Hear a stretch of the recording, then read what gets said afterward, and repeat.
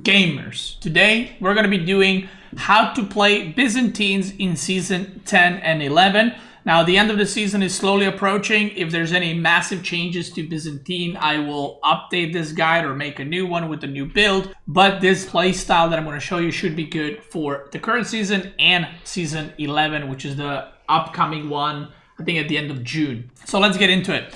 So the builds I'm going to be showing you today are going to be 2 town center builds, and then it's going to be just regular 1 TC, somewhat of a fast castle build. You'll see what I mean. If you want to learn how to play fast castle into Cataphracts, I also have that build on my YouTube channel. It's still viable, it's still valid. You go Keshiks into Cataphracts, so you can check that one out. But yeah, right now I'm going to show you how to play 2 town center build with Byzantine. I'm going to pause right here just to explain the starting process. With regards to choosing which build should you play 2 TC, should you play 1 TC? I think 2 TC Biz, you can play against most civs. I think it's going to be pretty hard playing against some of the really aggro civs, like maybe Mongol or French or JD.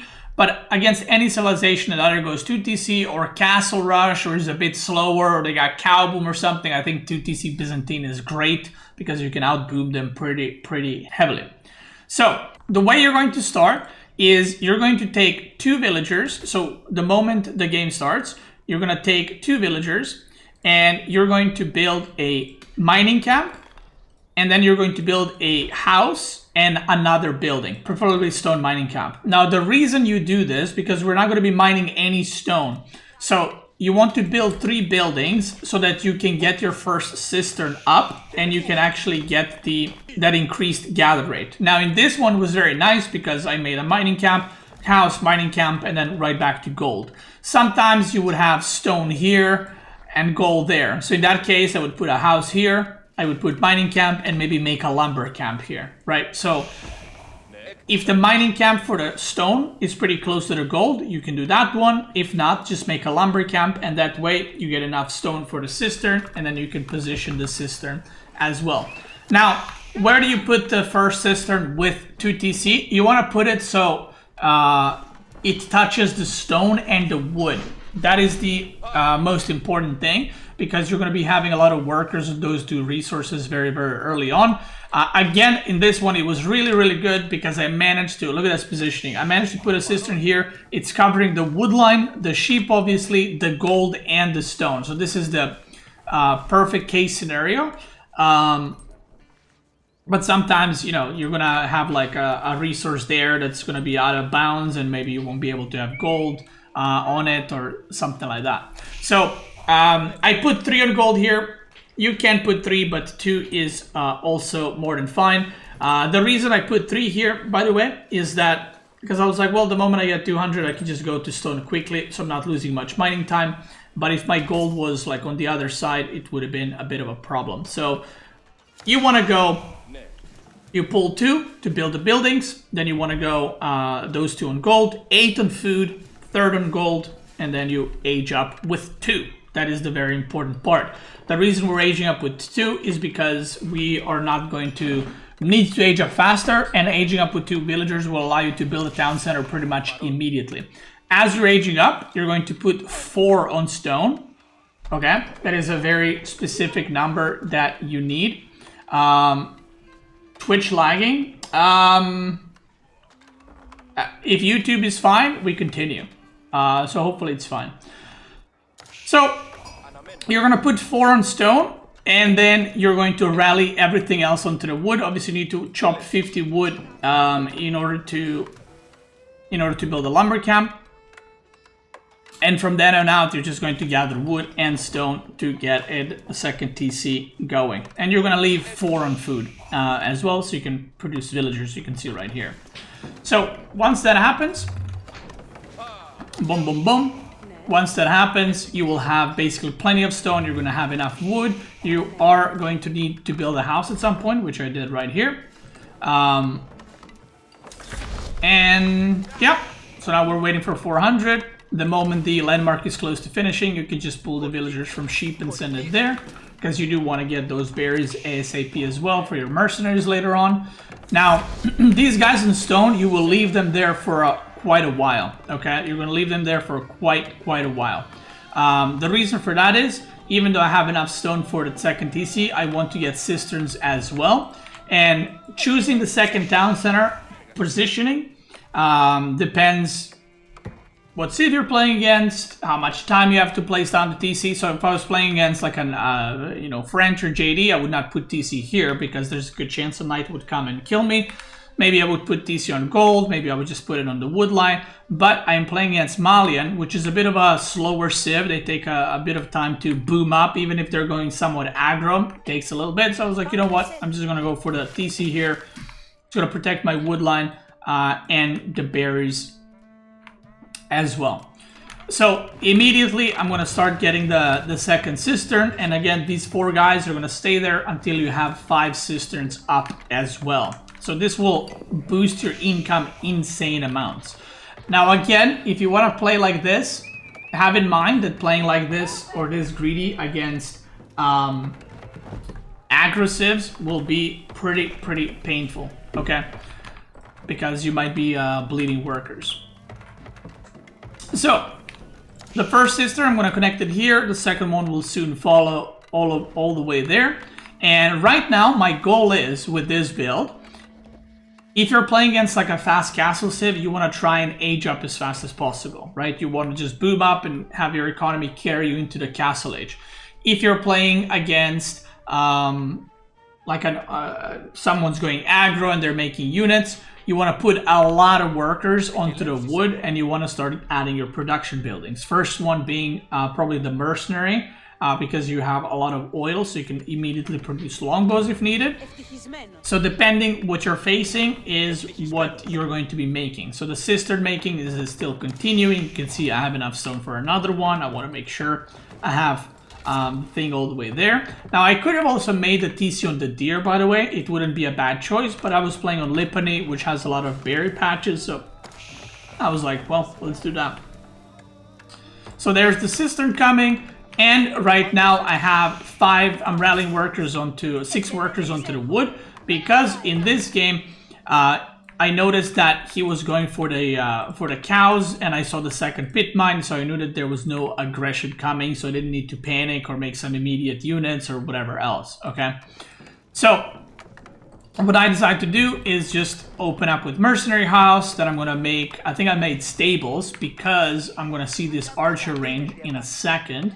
So basically, because whenever you're going to town center in AoE4, you respond to your opponent. So I don't just go blindly limitane, right? You don't blindly do that. You make a Mercenary House, because you're always going to make that, right?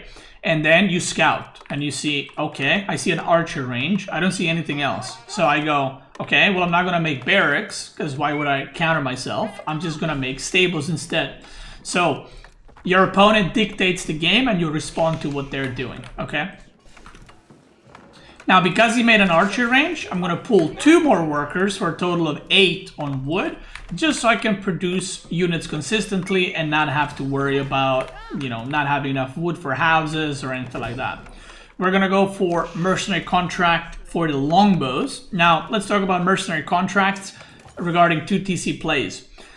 If you're going to TC, I definitely do not advise you to go Keshik, because very often the opponent will either try to age up, or they're going to all-in you, or even they're going to go 2TC.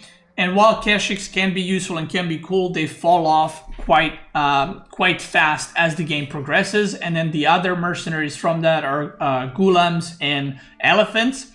In Imperial Age, you want to use oil on siege, so that's just not a very great contract in general. Obviously, there's some situations where you can use it, but yeah. The Javelin Thrower, as you guys know, and I mean, no matter what league you are, Javelin Throwers are incredibly hard to micro. You can go for Javelin Throwers if you're playing against heavy cavalry civ like French or JD, because you can go Limitane plus Javelin Throwers, and then you get Camel Riders after, which are obviously going to debuff the cavalry. So that's great. But overall, if you don't know what to do, and if you don't want to like micro Javelin Throwers, Longbows are your best choice, because Longbows are just very strong unit. Land shits are pretty decent, and then Stealth in Imperial are also pretty good. But you should look at mercenaries, what's going to give you the most power now, or like early castle, not what's best in Imperial, okay? So I'm going to go for the longbows, and because I saw archer range, I'm going to add a stable. Again, if I saw a stable from him, I would add a barracks. But because I saw archer range, I said, you know what, let me just go stable to counter the javelins or the archers or whatever he's making. And now we're making cisterns continuously, like I said, until we have 5, and you can see already pulled away the workers from stone onto the gold. So the worker split is looking like this right now. There's no specific build, like put this many workers at this point with Byzantine and this many on this resource at this point, because it depends a lot on what your opponent is doing and what the state of the game is. So right now, I want to slowly go towards castle while making some units to defend myself. So I'm not looking to all in my opponent. I know he's cow booming, so I know that whatever units he's going to make is not severe enough army for me to need like 2 stables or more production buildings in general, okay? Now, where do you put your other cisterns? The first, one of the cisterns should always be somewhat close or in range even of the Grand Winery because of Dialecticus, so you can get your upgrades fast, and also for Conscriptio if you want to change it for the monks. So one, for example, in this game, this cistern is covering gold, stone, and farms, basically pretty much almost all of it. This one is going to cover this whole wood line and kind of farms around here maybe. This one's covering the forward berries. And then the last 2, you don't have a lot of options. So right now I have one cistern here that's going to cover this gold barely. It's going to cover the berries and the deer. So this is a very, very good cistern. It's a bit far away, but I mean, that's where I need it, right? And then the last cistern, the number 5, I can either put here to cover the deer and the berries, or I could maybe put it here to cover this wood line, this side of the wood line, and the gold. So that's completely up to you what you decide, but I prefer to almost always go for cisterns and berries, especially early on in the game, so you can get more mercenaries out.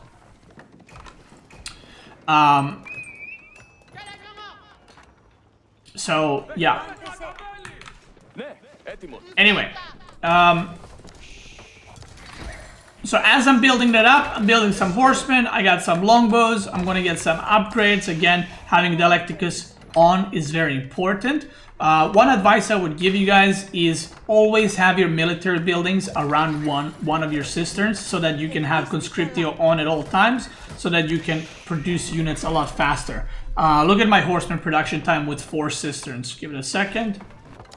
So with 4 cisterns, the horseman production time is 13 seconds, which is why Byzantine doesn't generally need multiple production buildings early on, because you can pump out units super, super fast. And now, because he went Donzo Javelin, I have the counter to his army. Technically, it's a counter to my army too, but Longbow Horse, in my opinion, is a lot better because it's more mobile, and javelins are harder to use. So even though, watch this, even though I went 2 TC, I'm ahead in villagers, he's cow booming, which is, you know, doesn't show as the villager count, but it's obviously a lot of economy. But I already have so many units, and more than half of those units, 10 units, are just from the oil that, you know, I just got by gathering food. So I'm able to kind of put some pressure, and behind this, I'm just going to go for the age up because I'm not looking to all in. I'm just looking to, you know, force your opponent to maybe make some units or commit, or, you know, just make him spooked a little bit. So he's going for age up, I'm going for an age up as well. I made a blacksmith.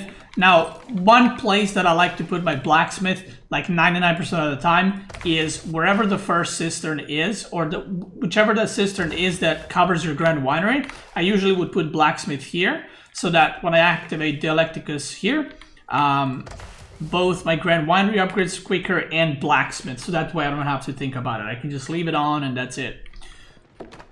Okay, so let's speed up. That's pretty much the start of the build order. That's kind of how you should be thinking about this, and if you manage to get this set up, it might take a couple of games to get used to it, but once you get this set up, Byzantine feels like almost unstoppable just to the sheer economy that you have. Right now I have 26% gathering rate increase because of the cisterns. on my whole economy, because all my workers gathering are under cisterns, right? Now on Lipany, there's a lot of food, so I am going on the outside berry patches. Later I'll go on deer. But if you're playing on a normal map and maybe you just have one berry patch, let's say I didn't have this one, I would just put more workers on wood. So instead of having 8 on wood, I would maybe put 15 and just slowly start adding farms around my grand winery. Kind of like English, you know, you don't want to get out of resources completely, and having continuous like income of oil is very important because of the mercenaries. Now we're gonna go for the golden horn tower. Make sure you have enough villagers on gold, and now there's 2 different playstyles that you can do. Okay, playstyle number 1 is the standard Limitane if they're going cavalry, or just Varangian Guard longbow comp. You just go pure infantry, which is what you guys probably seen the most out of Byzantine. But this style that I'm going to show you is incredibly strong. Maybe you've seen it, maybe you haven't seen it, but I definitely suggest you try it. So what I'm going to be doing is I'm going to do Cataphracts plus Longbows. That's going to be my main comp, and eventually I'm going to upgrade the Horsemen, and whenever I'm lacking gold, I'm just going to make Horsemen. So it's going to be Horsemen, Cataphract, and Longbow. Basically, the idea behind it is Cataphracts are so extremely tanky. They have 360 health. And when you upgrade the armor fully, they have 7/7 armor in Castle Age. So they're incredibly strong. This gives +1, right? Yeah, +1. So they're incredibly strong, they're incredibly hard to kill, and then your longbows, all they need to do is kill spearmen and crossbows, and your cataphract should be able to kill everything else, okay?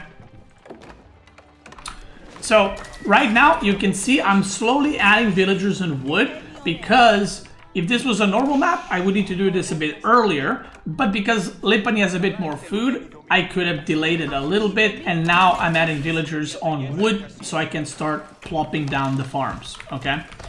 So that is very important. I'm getting some relics. He went with the, what did he go with? Oh yeah, he went with the Grand Fulani. He's doing some harassment over here. Level 5 Cisterns is cranking, and yeah, my income is looking pretty good. I got a lot of workers on sheep. So as long as you have food, as long as you have income, as long as you're producing units, you're good. You don't need to rush farms, but you don't want to run out of food either. So you need to be careful about that. Now, from here on out, like I said, the build order part is long gone. I'm just going to give you guys some tips how to fight with this army. Luckily, there's not a lot of micring with this army, so all you need to do is have your longbows mow down all the donzos, and like I said, cataphracts will take care of the rest. So right here, you can see, even though I charged in the middle of donzos, I lost, I think, 2 cataphracts, and I killed this whole army. And now the longbows can even kill javelins, they can kill whatever I need. And right after that, this is now game over, because my economy is super good. If you look at the economy, we have very similar eco, but my army is just a lot better, not to mention more than double. So right now, because the economy is good and because I'm producing units constantly, I can just push across the map and try to either end the game or do a lot of damage to the opponent. So I'm getting horsemen, I'm getting teardrop shields for the cataphracts. Again, you can play like this. You can also just go Varangian Guards and just do this same thing. The idea is the same. If you go Varangian Guards, you might need to make crossbows if the opponent is making armored units. But because cataphracts already do so much damage, I feel like you don't need crossbows with this style. You just need a continuous income of oil so that longbow spam can continue. One important thing to get is this upgrade, Military Academy, because it increases the production speed of your Golden Horn Tower, which is where your free units are coming from. So right here, don't be afraid to dive. Again, he's got a good amount of units, but I have just way more. And look, the longbows are just cranking everything down. And at this point, he can't really win. Like I said, cataphracts are just too tanky. So he's continuously spamming units. And by the way, this is against Malian that also has great production and great massive units. But you can see how many units Byzantine can make. And if you look right now, look at my income per minute. 18 minutes in the game, 2,100 food, 1.2k, 1.2k, which is just crazy. If you ever get in a lot of trouble and maybe you take a bad fight and you're not sure how to come back, I would suggest you to go for some mangonel towers defensively. They're great, and a lot of people are going to struggle to push you against mangonel towers because they do so much damage and they're pretty hard to kill, especially if you have some units underneath the towers defending. And at this point, I just ended up killing some cows. He's still trying, but the units are just streaming in non-stop. And from this point on, if the game reaches that point when you age up, you want to go with the engineering company. I think that's what the landmark is called, that allows you to produce siege, because you can produce nest of these nuts and you can produce cannons as well, which are incredibly strong. One of the best siege in the game. Okay, let's look at the next one. Now, this one is a bit interesting, but I'm going to show you, this was me against China. And I wanted to show you guys a game where you can use mercenaries from the neutral market. Now, sometimes I get this question asked, like, do you ever go for mercenaries from the neutral market? The answer is yes, and there's some maps that are very good for it, and there's some maps that are just not very good for it, because if your base is here, the market would be like here, so it's pretty annoying to build the mercenary house there and just to get mercenaries in general, okay? So, in this one, I got a very good trade post. I call it neutral market trade post, because this is, in my opinion, the best trade post mercenaries that you can get. Sipahi and the French crossbows, they are some of the most strongest units in the game. Sipahi are probably the best horsemen in the game by far, and then Arbaletrie are the best crossbow in the game. So there's no better combo than this. So in this game, I am going to go 1 TC. So this is not a 2 TC. This is going to be showing you how to do the 1 TC. And the build order for 1 TC is the moment the game starts. So the game loads in, you make a villager, you send the scout. You're going to put 1 villager to build a mining camp for gold. You're going to pull 2 villagers on stone immediately. And you're going to build 1 house and 1 mining camp. And you're going to leave these guys on stone until you have 5 cisterns. So again, this is the 1 TC build. And the reason you're going to leave this on the stone is because you want to slowly build up those cisterns over time without delaying your age up too much. So you're going to do this in Dark Age.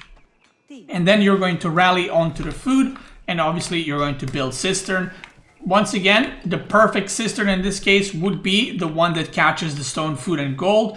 If you cannot, I would advise you to probably get, I personally would pick stone and food, just because having extra gathering speed on stone would allow you to create more cisterns faster, okay? So now we're gonna rally onto the food. And after, we're going to just, once we have 8 on food, we're gonna put a second villager on gold, okay? There is the second cistern, and the second cistern you want to put where your berries are for your landmark, because you want to boost that, and you also want to make sure you get the upgrades with Dialecticus faster.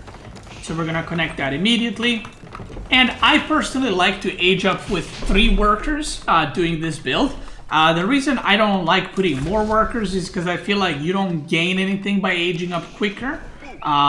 You're not getting access to something immediately when you reach Feudal, so might as well just age up with 3 and have a little bit more resources from that 4th villager that usually builds the landmark. Then, very similar, well, not really similar split to the 2 TC game, but 4 on food, 2 on gold, 2 on stone, and this is the split that's going to stay like this for a long time.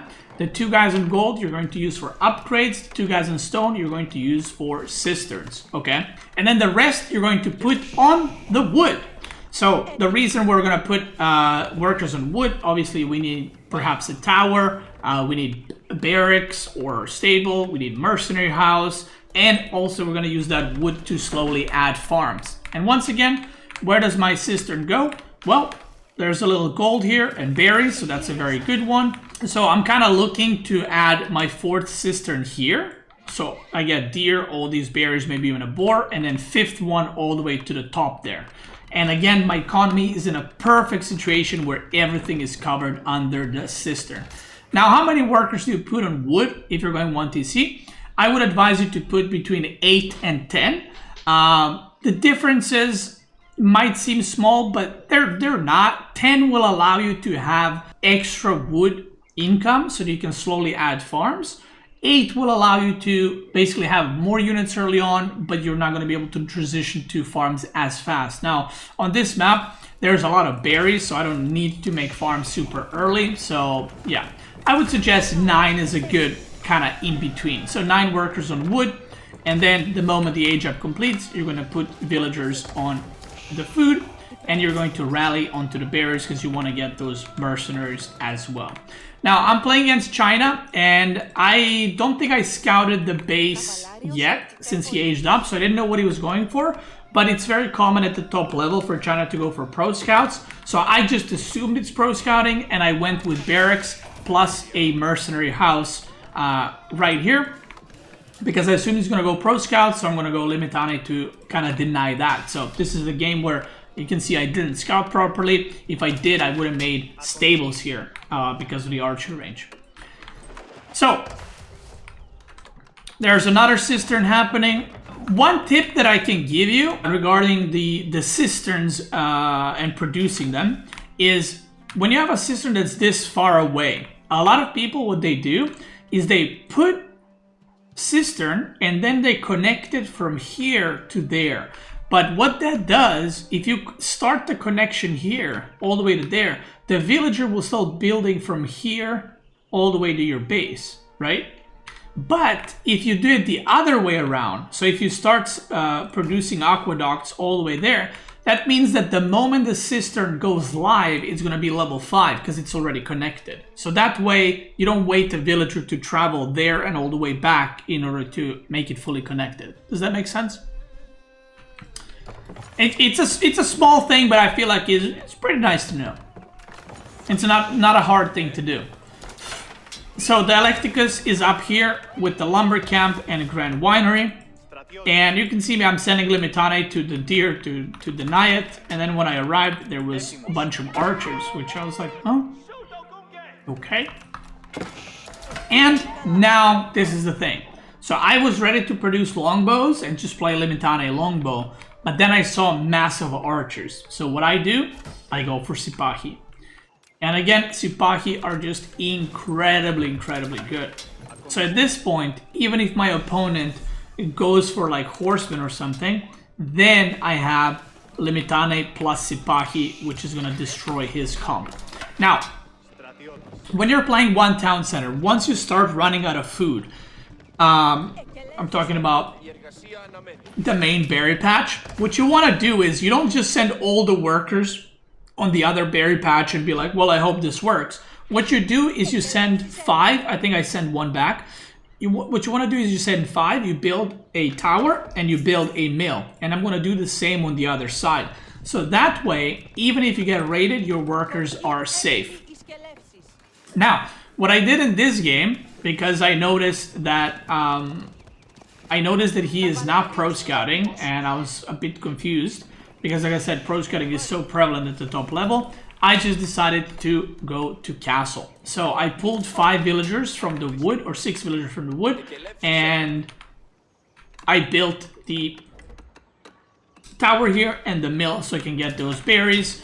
And I'm gonna stop making spearmen in a second, and I'm just gonna age up. Okay, making another round of Sipahi, and now I have a chance to raid. So if you're playing on maps where you have the neutral or the trade post behind your base and there's good mercenaries, you can go for it. Or even if the market is somewhere here, if you want to play with Sipahi, you can. Especially against civilization that are going to make archers early on. Okay, I just wanted to show you guys a game where that does happen.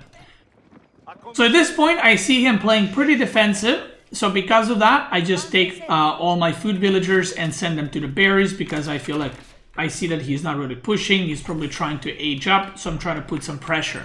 And because I don't see him full on producing archers anymore, I made 3 Sipahi, and then I just decided let's just go make some longbows, because he's not committing to archers, so why would I make more Sipahi? But I get this nice raiding party. So right here, the point of this build compared to 2 TC and 1 TC, just to give you guys differences. So 2 TC is what you play against more passive civs because it takes a bit longer to kick in.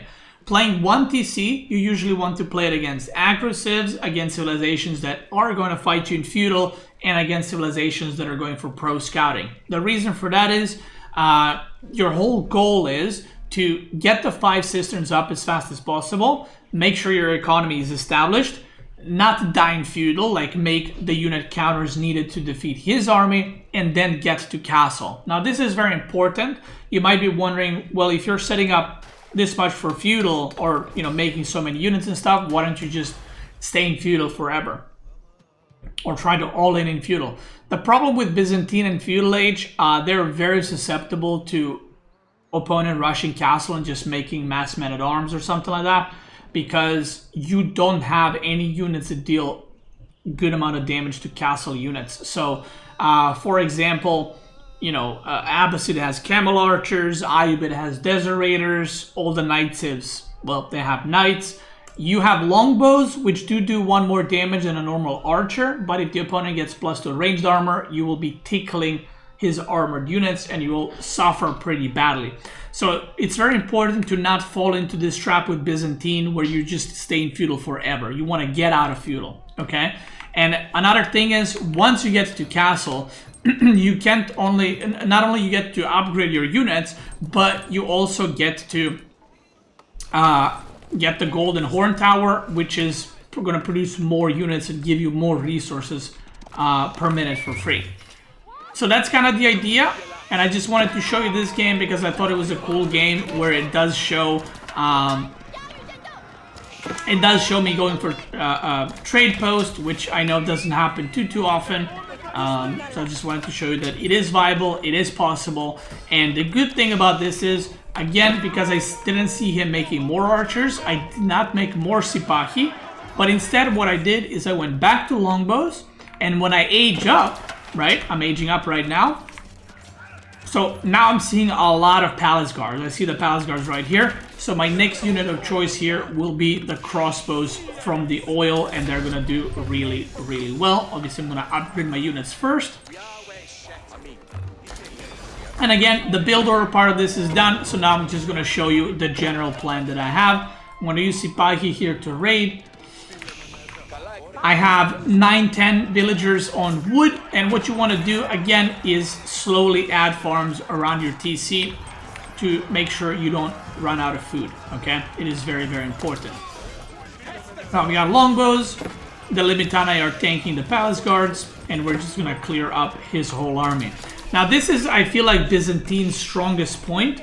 From here on out, you're just cranking units non-stop, because the Cisterns are giving you great income, you're getting free units, you're trying to get relics, and from this point on you can just kind of beeline towards the enemy base and try to end the game straight away.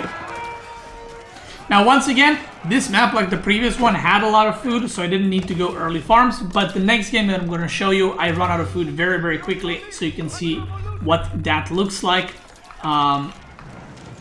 And yeah, now I just chase him around. If you look at the unit count, it's just massive difference.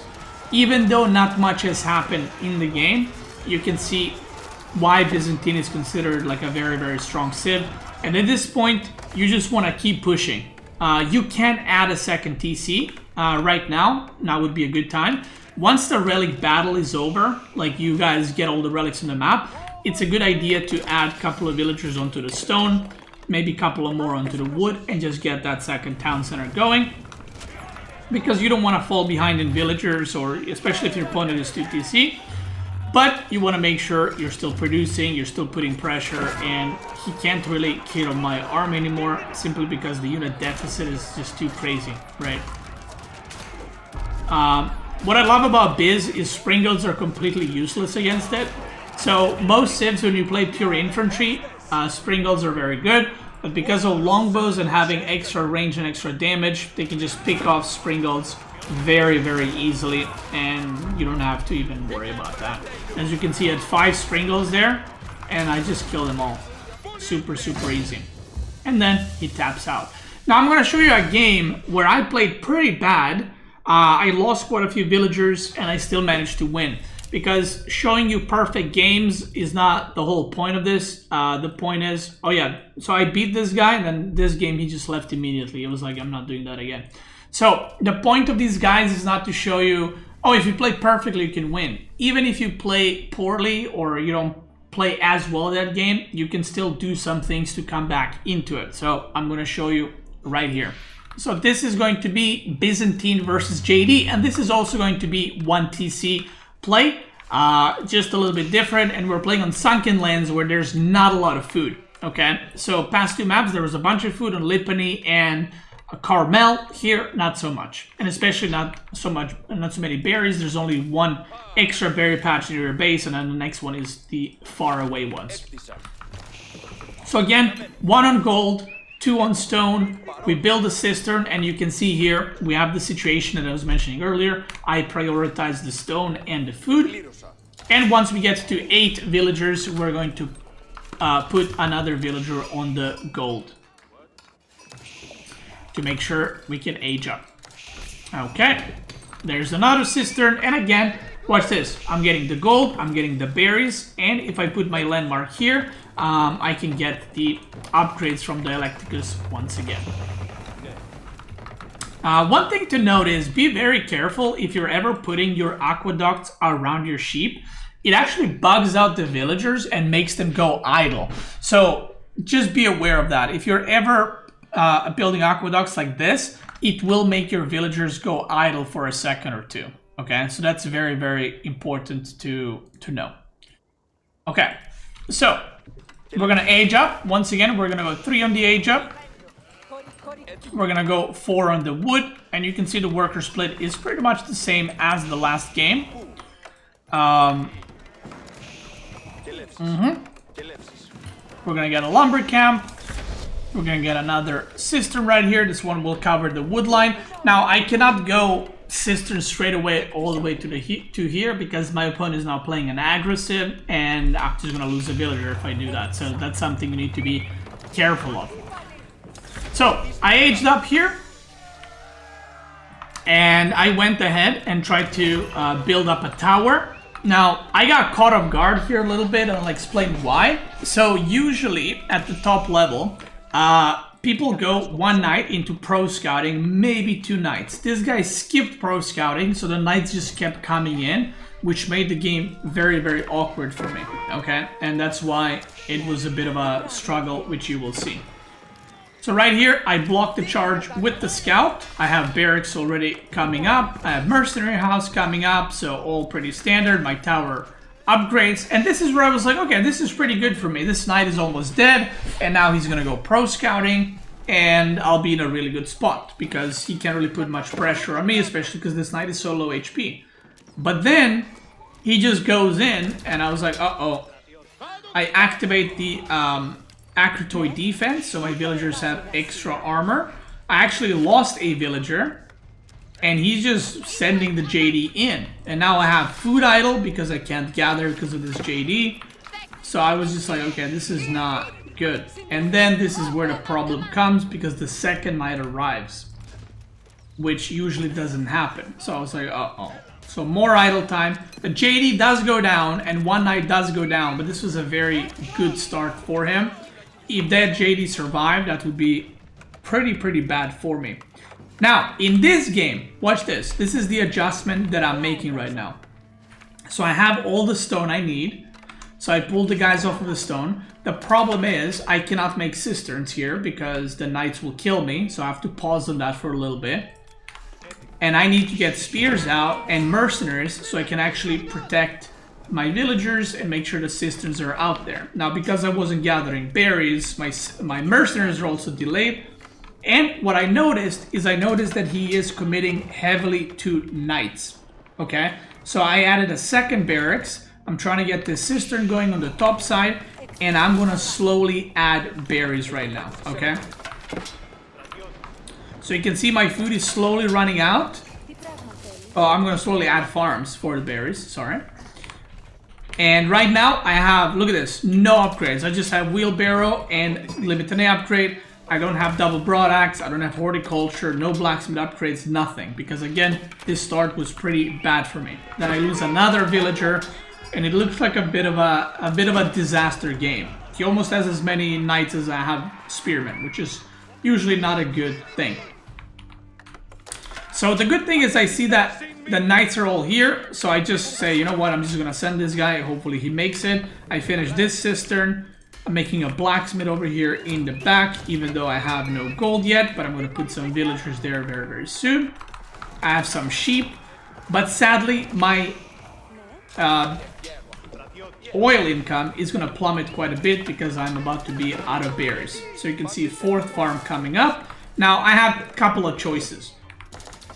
Because I am behind, and because I'm not behind, I'm just put on a very defensive note, and I'm just lost some villagers, and my food economy is not great. Meanwhile, he is over here on the boar, he's on the deer, so his economy is in a very good spot.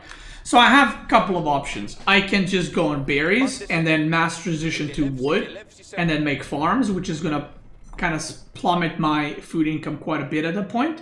I could go for a tower and 5 villagers here, or I could even go for a tower and 5 villagers here, just kind of send it YOLO, because if I make a tower, I get double berry patch.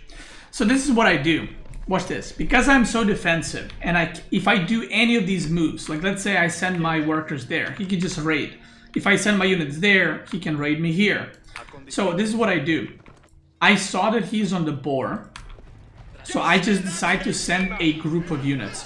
Now this puts him in a weird position where he either has to attack me or he has to go defend. If he were to go defend up, then I'm immediately going to go for these 2 berry patches. Okay? So he decides to counterattack, runs into my units that are purposely left there so that I can defend. And now the game is in a very awkward spot, right? For him. So all of a sudden, it's not looking that good anymore because he has to make a choice. He's doing some good trades here. I managed to kill a knight. He kills a lot of Limitane. And now my units arrive at the top. Now these units are dead, right? And I know that. These units are 100% gonna die. But I decided to go for the tower. I decided to kill villagers. And at the same time, I immediately get a tower. And I immediately get those berries cranking straight away because I do want to continue to make mercenaries. I also take that opportunity to make an outpost here on the gold so that I can get some gold because I haven't been mining gold at all because I need gold for upgrades, and I kind of semi-secure the deer. So just that move of me sending units all the way here let me do all of that. And now, before I even saw his units here, this is what I did.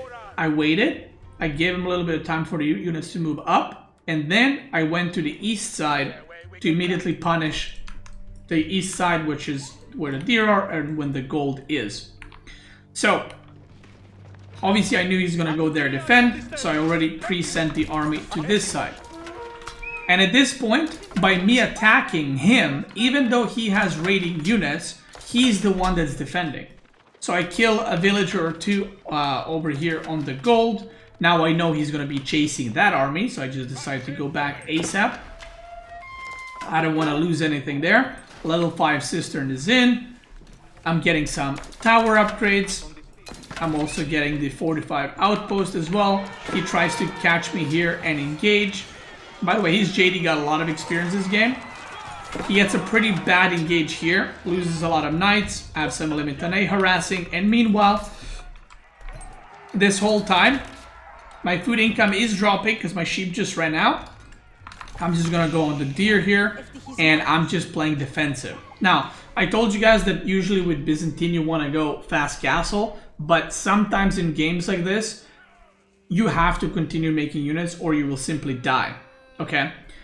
So, the reason for that is he put a lot of pressure on me and I didn't defend well. Now, in another situation, let's say the knight came in and I positioned my stuff better or I defended better. I could have pushed back that knight. I push back the second knight. I get a tower on gold.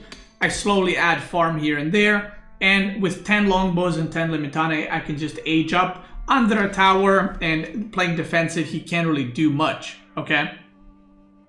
But because everything went sideways, I had to make a lot of units to make sure I don't die. And now I feel, look at this death over here. Now I feel like I'm in good enough position where I can just age up freely and slowly, like I said, add more and more farms. So I'm rallying villagers on wood because I want to get some more of the farming going. Add some villagers on the gold. And you can see I only have 9 longbows right now, which is pretty bad for this point in the game. People that are asking why is he so far behind in villagers? Well, I killed 6 of them, and he has 1 less because of JD. So, yeah.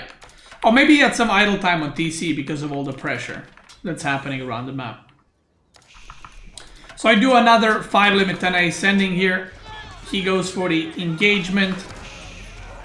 JD goes down, and this is, like I said, pretty bad situation. But my food income is slowly getting better. His JD levels up. And because I had a couple of good engagements, you can see I put a lot more villagers on gold in order to age up, right? Because I wanted to do a fast age up from here on out. But because I just got that fight that was really good for me, I said, you know what? Let me just send these guys. Let's make some more farms and let's just go for it. Which is exactly what I do. So he gets a fight here. JD's doing a lot of damage, but obviously if I just get a surround, she's gonna die in like half a second, like right now. Boop. Boop. And she's dead. And at this point, the game is super over. And you can see I have 9 farms. Can add 2, 3, 4 more. Could have also gone for a tower here, although it would be pretty risky. But you kind of get the idea. With Byzantine, I think the number 1 prio is securing the 5 cisterns. Number 2 is not losing any economy. If you don't lose any economy and the game is even, where you both have same amount of villagers, you will have a lot more income because of cisterns. And because if you have a lot more income, you can always get to castle first, even though you're both producing units, which is kind of the point of Byzantine. And then from then on out, you just kind of explode in the units and in the unit count. From here on out, let's say I am going to go castle soon. This is what I would probably do. Let's say I didn't get that fight and the game is still going. These guys, 15 guys on deer, I would probably take 10 and I would put tower here, mill, maybe even upgrade those towers. These guys, I would just let them cook here, eat those, and then the other 5 villagers from here, I would either put on gold or on wood so that I can make even more farms. So that's kind of the point. And once you have about 20 to 30 farms with Byzantine on 1 TC, you can just almost fully produce units and just kind of non-stop overwhelm your opponent. But one thing that is very important, don't run out of food completely and then make farms. You need to slowly add them before that happens, otherwise you're going to be in a lot of trouble. And very important thing with Biz, you need to keep the oil income going. So if you run out of berries here, if you run out of berries, let's say here and here, you can't just go on deer and be like, well, I'm just going to play without oil. You have to have oil. So sometimes it's better to put the deer villagers on wood and transition to farms than to not make any mercenaries at all. So that's it. I'm pretty sure he taps out right here because he is pretty dead. And that's it. That is how to play Byzantine in Season 10 and 11 with the 2 town center and the 1 TC. Byzantine 1 TC hasn't changed much. Our understanding of it, I would say, has improved a little bit. But 2 TC Biz, like I said, play against more passive civs. 1 TC play against... Well, 1 TC you can play against anything, to be fair. You can play it against Fast Castle, All In, Pro Scouts, 2 TC, whatever. 1 TC Byzantine is just all around good standard build, and 2 TC is something to spice it up. If you want the Fast Castle Cataphracts build with Keshiks, that's also on my YouTube channel. So If you're watching on YouTube in a video, I want to thank you guys so much for watching. I hope you enjoyed it. If you're looking for other civilization guides, I have guides for almost every civilization for season 10 and 11. I think the ones that I'm lacking are variant civs and then new guides for Lancaster and KT. But that's it. Thank you so much for watching. Check me out on live streams on both Twitch and YouTube. And I don't know if you knew this, but over 60% of you dents on YouTube are not subscribed to the channel. Come on, what are we doing? Do it. Thank you. And if you're watching on Twitch or YouTube live right now, let's keep going.